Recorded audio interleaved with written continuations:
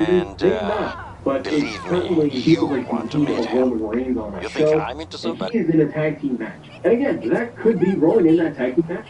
Could have been the plan all along, or maybe he was supposed to have a match with Seth one-on-one at SummerSlam, and to me that feels like a way bigger match and would have made a lot of sense. So maybe they accept the pivot.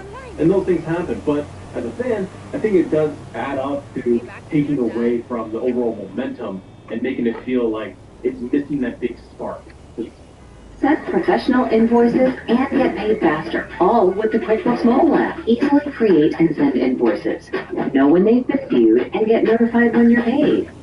Anytime, anywhere, right from the QuickBooks mobile app.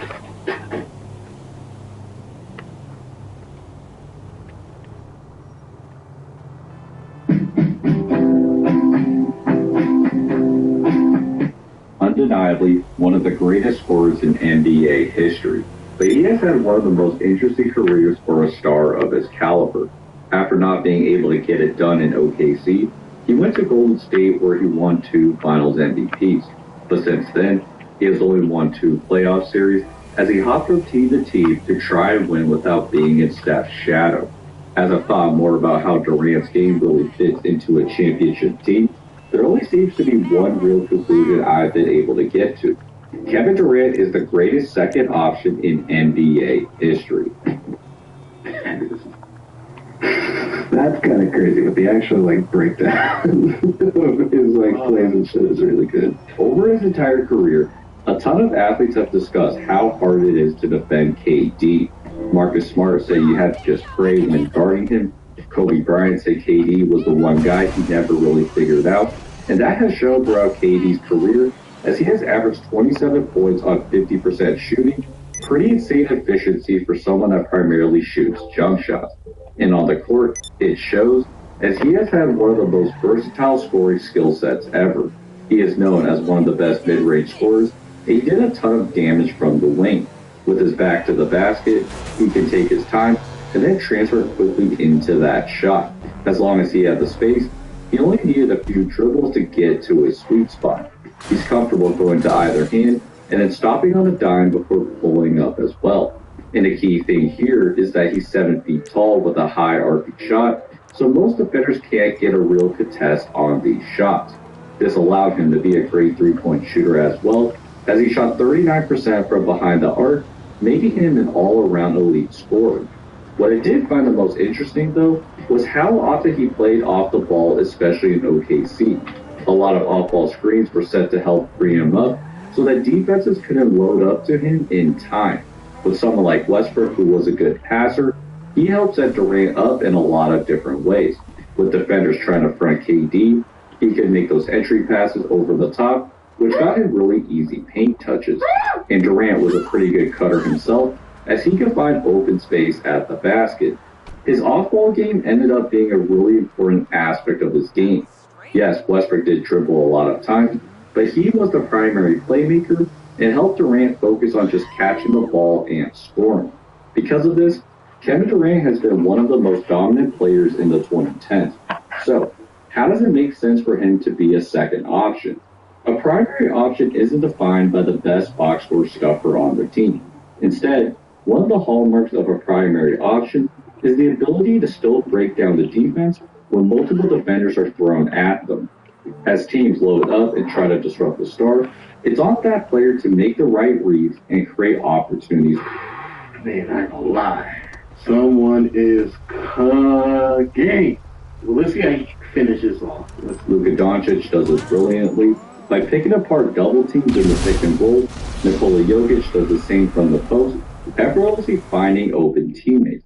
This forces the defense into constant dilemmas and what separates true primary options from just pure scorers.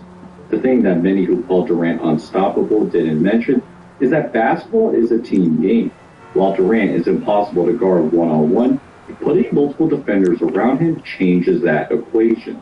In a lot of her previous clips, a lot of those off-the-dribble shots were created from being in single coverage. That's because there's just too much space for him to get in rhythm and find his sweet spot. But forcing Durant to really read the defense has helped slow down some of his scoring prowess. This really started in 2016 but the Warriors would load up with multiple defenders to close up his airspace. Part of the reason they could do this is because the Thunder didn't have enough shooters. So Durant, who has the mentality to score, didn't feel confident passing it to his teammates and settled for tougher shots instead. Let's be fair, this didn't start in 2016. This started that year Russ got hurt and they matched up against the Grizzlies. That's when it really started. Here he does a great job beating Iguodala, and Green's ready to help. As he goes up, Adams is open underneath the basket. Serge Ibaka is also open in the corner. Okay, we got it. Serge. Okay. Serge is open for a reason, though. That's the shit I be talking about. All right. Let's see if he cooking. Let's see. Durant tries to go at one of the best defenders ever. On this one, he's coming off a curl, and he predetermines his shot over two Warriors defenders. If we go back, this needs to be thrown to Ibaka on the roll, especially with no Warriors big men near the paint. But Ibaka didn't roll, though. Did Ibaka roll? Two Warriors defenders. He's coming off a curl, and he predetermines his shot over... Yeah, Ibaka popped to the three-point line. Overall, by having multiple defenders around him, this pushed him out a bit further and forced him to take these tough contested shots. Knowing that the defense was going to load up, Durant would go a bit quicker than he normally would like and put himself in bad positions to score. In that 2016 series, he settled a lot instead of trying to move the defense because he just didn't have the spacing that he ideally would want. As a result, in one of the all-time moves, Durant mustered up the courage to join the Golden State Warriors to play with more shooters and skilled players.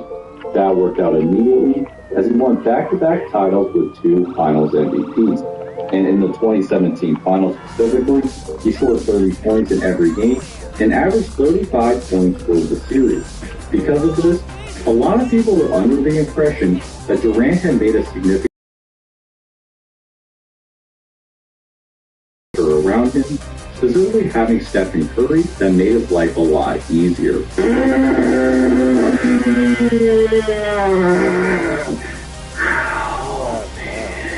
And he's hard to stop, and he does score his points. I just think, the most dangerous guy over the last three finals, and we've talked about, is that Steph Curry.